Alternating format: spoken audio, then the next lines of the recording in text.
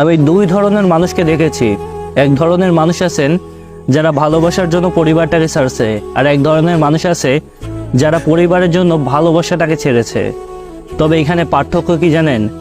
যারা পরিবারের জন্য তার নিজের ভালোবাসার মানুষটাকে ছেড়ে দিয়েছিল, তারা শুধুমাত্র পরিবারটাই পাইছিল, কখনোই তারা ভালোবাসা, সুখ, শান্তি এইগুলো পায়নি। আর যারা কিনা ভালোবাসার জন্য ফ্যামিলিটাকে ছেড়েছিল, তারা ভালোবাসা তো পেয়েছিলই, বরং একটা পর্যায়ে এসে তারা পরিবারটাও পাইছিল, দুইটা পরিবার পাইছিল। ভালোবাসা হারালে আর পাওয়া যায় না।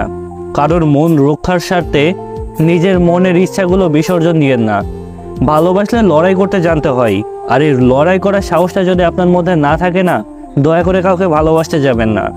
ভালোবাসা সঠিক হলে পরিবারের বিরুদ্ধে গিয়েও যদি কাউকে বেছে নেন, যখন আপনার পরিবার দেখবে যে আমার সন্তানটা সুখে আছে, ভালো আছে, তখন আপনার পরিবার আপনাদেরকে মেনে নিতে বাধ্য।